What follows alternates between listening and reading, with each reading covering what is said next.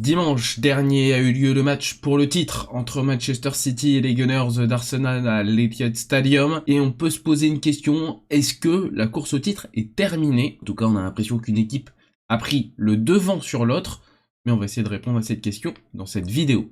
Avant, n'hésitez pas à vous abonner à cette chaîne YouTube, à liker cette vidéo, à partager cette vidéo à vos amis fans de foot et plus particulièrement de foot anglais. Alors on va commencer déjà par poser le décor. Arsenal est pour le moment premier de ce classement de Première Ligue avec 33 matchs joués, 21 victoires, 7 nuls, 5 défaites, pour un total de 63 buts inscrits et 26 buts encaissés. Donc un total de 70 points. Deuxième pour le moment Manchester City, 3 points derrière avec 67 points, mais pour le moment un match de retard pour City. On explique cela avec les matchs décalés liés à la finale de la Carabao Cup gagnée par Manchester City face aux Gunners d'Arsenal. Alors pour le moment, City donc 32 matchs, 20 victoires, 7 nuls, 5 défaites. Vous avez un total de 65 buts marqués pour Manchester City qui est une meilleure attaque qu'Arsenal et 29 buts inscrits pour le moment. Arsenal est une meilleure défense que Manchester City. Et donc, on va essayer de regarder déjà dans les 5 derniers matchs qu'a fait les deux équipes. Du côté des Gunners d'Arsenal, dans les 5 derniers matchs, on a donc une défaite face à Manchester City ce week-end. Le week-end d'avant, à domicile, vous avez perdu face à Bournemouth, notamment avec ce superbe but de monsieur Alex Scott. Vous avez une victoire face à Everton à domicile, une victoire face à Brighton 1-0 à l'extérieur, et une victoire à domicile contre Chelsea 2-1. En tout cas, ce qu'on peut voir sur ces 5 derniers matchs, c'est que Arsenal a quand même concédé un petit peu de buts. 2 buts face à City, vous avez 2 buts qui ont été encaissés face à Bournemouth, vous avez un but qui a été encaissé face à Chelsea, et au niveau des buts, vous en avez inscrit un face à City, un face à Bournemouth, 2 face à Everton, 1 face à Brighton, 2 face à l'équipe de Chelsea. Vous ne pouvez pas trop monter au-dessus de 2 buts. Il y a des petites difficultés devant, ça galère beaucoup à marquer du côté d'Arsenal, et c'est ça un petit peu la faiblesse du jeu d'Arsenal en ce moment. C'est que finalement, sur cette saison de Première Ligue, Gyökeres s'est pas tellement révélé, même s'il a marqué un peu de buts. Vous avez Havertz qui avait été blessé pendant un moment, donc vous n'aviez pas Havertz qui marque des buts. Saka, c'est quand même une saison assez difficile pour lui. Oui, certes, il y a eu sa blessure, mais c'est vrai que vous attendez dans une saison où vous luttez pour le titre que des hommes comme Saka, comme Odegaard, portent le club un petit peu en marquant des buts. C'est vrai qu'à ce niveau-là, c'est un petit peu décevant pour les Odegaard et les Saka. Et donc, forcément, vous n'avez pas de serial buteur dans cette équipe d'Arsenal. Donc, il y a un petit peu plus de difficulté à inscrire des buts. Là où, à l'inverse, Manchester City a Erling Haaland. Donc, forcément, bah, ça aide. Hein. Vous savez que vous avez un attaquant, même plusieurs, on reviendra après sur l'effectif de City, qui peuvent marquer des buts. Par contre, cette équipe d'Arsenal a une grande force, c'est le milieu de terrain avec un Zubimendi, un Declan Rice. Ces deux hommes-là font que ce milieu de terrain d'Arsenal est assez compact, mais arrive à la fois très bien à contenir les offensives adverses, à l'aide de la défense d'Arsenal, la défense qui est assez costaud avec Gabriel Saliba, mais bon ça on n'est pas étonné, mais en tout cas ce milieu de terrain plus cette défense centrale permet de contenir très très bien les offensives adverses, et ensuite de relancer vers une offensive. En tout cas, Zubimendi, Declan Rice, ça porte l'équipe, et Declan Rice on l'a bien vu face à Manchester City, il était partout, et heureusement que Declan Rice était là face à Manchester City, sinon ça aurait pu être bien pire. Alors, la faiblesse un petit peu de cette équipe, on l'a dit, c'est le côté de l'attaque. Mais il faudrait rajouter aussi un point, c'est vrai que Raya n'est pas toujours un homme de la situation. Hein. Il y a des matchs où c'est un petit peu compliqué au niveau des relances, notamment. Donc, ça fragilise aussi un peu forcément cette équipe des Gunners. Car si vous avez quelqu'un qui galère un petit peu à se relancer, vous mettez tout de suite la défense, et donc ce milieu de terrain qu'on a vanté les mérites, bah, en porte-à-faux. Et donc ça, c'est un petit peu compliqué. Du côté de Manchester City, là, sur les 5 derniers matchs, vous avez donc cette victoire face à Arsenal, vous avez une victoire 3-0 face à Chelsea, vous avez West Ham ensuite un match nul 1-1, donc ça c'est assez décevant pour Manchester City, vous avez 2-2 face à Nottingham Forest à domicile, puis une victoire 1-0 face à Leeds. Donc malgré tout, ça marque un peu de buts. Vous avez donc 2 buts inscrits face à Arsenal, 3 buts contre Chelsea, West Ham, un seul but marqué, 2 buts de marqué face à Forest, 1 but de marqué face à Leeds. C'est une équipe qui arrive un petit peu plus à marquer sur les derniers matchs que Arsenal. Vous avez d'un côté 7 buts de marqués, et d'un côté 9 buts de marqués.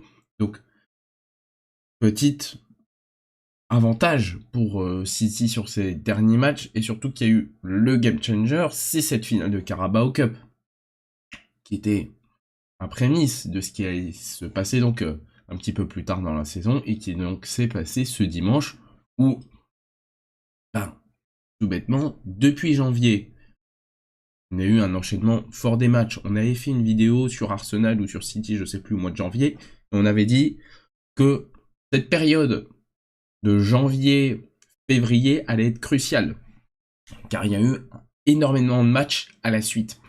Et on peut voir que City a suivi un très bon rendement, pas de soucis, ça collait. Là où Arsenal, ça a commencé bien, mais ça a un petit peu mal terminé au mois de février-mars. Et donc là, aujourd'hui, City a recollé. Et vous avez eu le clou du spectacle, la finale de Carabao Cup entre Arsenal et City. City qui a pris donc un avantage psychologique grâce à cette victoire en Carabao Cup. Et qui là a vraiment pris un ascendant psychologique avec cette victoire face à Arsenal ce week-end. Donc City a pour le moment plus l'avantage pour gagner le titre que Arsenal. Parce que dans les forces de City, vous avez son mois de février, vous avez une animation offensive, donc oui, on l'a dit, avec un Erling Haaland qui marque pas mal de buts, donc ça forcément, ça aide. Mais vous avez des autres personnes autour d'Erling Haaland, et donc vous avez plusieurs personnes qui peuvent marquer du côté de City, là où Arsenal, c'est un petit peu plus difficile. Vous avez Cherki, qui est trop fort, réussi à s'adapter à la PL d'une rapidité folle, bravo à lui. Vous avez Semenyo qui était rajouté cet hiver et qui a quand même bien changé, même si c'était compliqué face à Arsenal dimanche. Mais globalement, depuis qu'il est arrivé à City, ça fonctionne très bien, Semenyo. Pareil, vous avez aussi des joueurs qui fonctionnent très bien en défense du côté de City. Un Marc Guéhi qui vient d'arriver, ça tourne très bien. Donc l'avantage qu'a eu City, c'est de rajouter 2 éléments forts en hiver et faire que ça match direct en fait. Car s'il y aurait eu un petit temps d'adaptation à l'effectif, ça aurait peut-être pas passé. Et là, comme les 2 joueurs ajoutés sont déjà des très bons joueurs qui connaissent la PL, le seul facteur c'était donc l'adaptation dans l'équipe et ça s'est fait très bien et naturellement. Et donc là, vous avez 2 joueurs qui étaient déjà performants en PL et qui là réussissent très bien. Après, il y a quand même des petites faiblesses dans cette équipe de Manchester City, et c'est quand même le secteur défensif. De toute façon, ils se sont encaissés plus de buts que Arsenal. Car le gardien, on l'a bien vu, Donnarumma, sa boulette, mais les relances, il y a énormément de déchets sur les relances, mais après c'est Donnarumma. Guardiola ne doit pas être surpris de ce qu'il a vu. On connaît tous Donnarumma et on savait déjà qu'il était comme ça. Et au niveau de la défense, donc Guéhi ça a bien pris, mais il y a quand même quelques déchets sur Guéhi, même si globalement ça va bien. Mais en général, le secteur défensif de City n'est plus comme avant. Il faut quand même qu'on soit honnête et dire que avant il y a un petit peu plus de solidité. Eh bien, ça fait quoi 2, 3, 4 ans peut-être maintenant déjà, où la défense de City, elle est moins top. Au niveau des grandes différences du côté d'Arsenal et de City, tout est une question de dynamique maintenant pour cette fin de championnat. Et comme je vous disais, le match de Carabao Cup a changé beaucoup de choses, mais quand on regarde les bookmakers un petit peu pour cette course au titre, là où le 19 mars, ils mettaient leader Arsenal avec 91% de gagner le titre et 9% pour Manchester City, un mois plus tard, le 19 avril, à l'issue du match face à City à l'Etihad, Arsenal a bien dégringolé. Aujourd'hui, 56% de chance pour City de remporter le titre et 44% de chance pour les Gunners d'Arsenal. Maintenant, si on regarde le calendrier restant pour ces deux équipes du côté de la Première Ligue, mais également la Ligue des Champions. Alors, Newcastle à domicile pour commencer. Newcastle, c'est une saison assez compliquée pour eux, donc logiquement, sur le papier, ça doit bien fonctionner pour Arsenal. Vous avez ensuite Fulham à domicile, match un peu tricky, parce que Fulham, c'est toujours un petit peu tricky, et Fulham est dans une course à l'Europe. Et surtout que Chelsea, hier, a perdu face à Brighton, donc il y a des places à aller chercher pour Fulham, donc ça va se battre jusqu'à la fin. West Ham, il faut sauver de la relégation, donc pareil, ça va batailler fort. Match à l'extérieur pour Arsenal. Ensuite, Burnley sera l'avant-dernière journée pour les Gunners, et ça sera déjà officiel qu'ils seront légués, donc ça va aller normalement. Et ensuite, vous avez Palace en dernière journée. Donc, quand même, le calendrier est plutôt ok. Vous avez Fulham qui risque d'être un peu compliqué, mais les autres, normalement, ça devrait bien se passer pour Arsenal. Du côté de Manchester City. Manchester City joue Burnley à l'extérieur. Bon, Burnley, City va gagner, Burnley seront officiellement relégués. Ou du moins, ils seront peut-être officiellement le week-end d'après. Mais ça, c'est une question de temps. Ensuite, vous savez, Everton à l'extérieur, match un peu tricky. Everton, ça casse toujours un petit peu les pieds, hein. Faut quand même qu'on soit honnête. Une équipe très costaud. Donc, voilà, on a bien vu dans le Merseyside Derby du week-end dernier. Ensuite, Brentford, match compliqué, car ça joue une course à l'Europe. Donc attention. Bournemouth, pareil, ça joue une course à l'Europe, donc assez compliqué. Et de base, Bournemouth est assez compliqué à bouger comme équipe. Ensuite, Palace, donc ça devra aller. Et en dernière journée, vous avez Villa. Franchement, sur le papier, déjà, il y a un match de plus pour Manchester City. Il va sûrement jouer en semaine, donc il y aura un moment où vous allez enchaîner avec 2 matchs dans la même semaine de PL.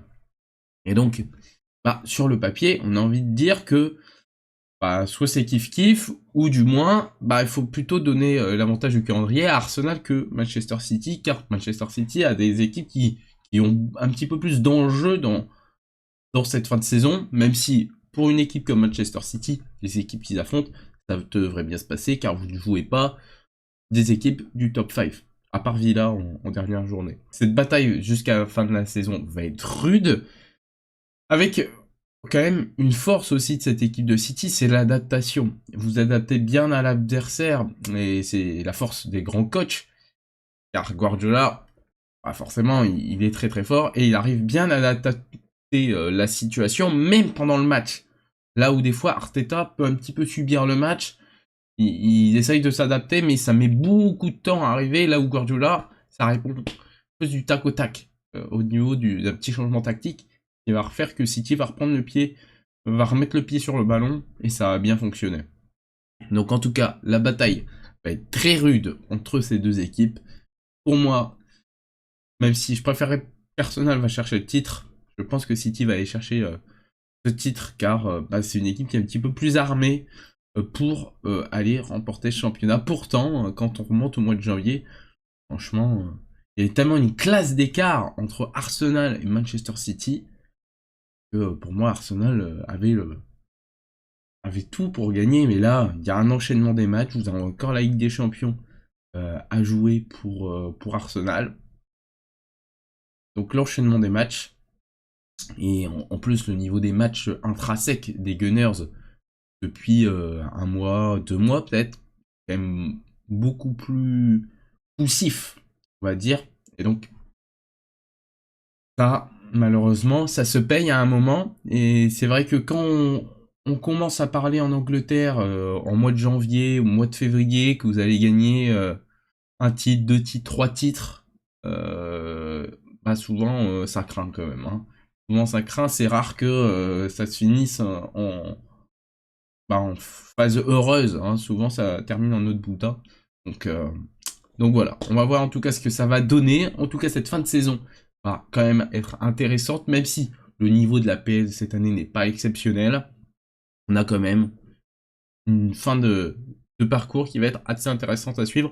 Qui de Arsenal, de City va prendre le lead. Vous avez une petite bataille pour la course européenne. Et la question, est-ce que Tottenham va être relégué de cette première ligue? C'est bien possible en tout cas. Voilà, j'espère que cette vidéo vous a plu. N'hésitez pas à vous abonner à cette chaîne YouTube, à liker cette vidéo, à partager cette vidéo à vos amis fans de foot. Alors oui, ça fait quelques semaines que j'ai pas fait de vidéo, mais voilà, entre soucis techniques et en même temps un petit peu malade, je suis encore un petit peu pris. Voilà, c'est ce qui fait que j'ai pas pu faire de vidéos ces dernières semaines, mais on revient fort. Et en tout cas, on a pas mal de choses à traiter. Hein. Leicester qui est officiellement relégué en Ligue 1. On en parlera bientôt dans une vidéo un peu type mercato. Quel changement devrait faire Leicester? On va s'intéresser à Coventry qui est officiellement champion de Championship. Savoir quel changement il devrait faire pour pouvoir réussir à se maintenir la saison prochaine. Bref, il y a plein de choses à dire et n'hésitez pas à me dire dans les commentaires de cette vidéo ce que vous aimeriez bien voir dans les prochaines semaines sur la chaîne et me dire votre avis, bien évidemment, sur la course au titre et sur le maintien en première ligue cette saison. Allez, goodbye tout le monde.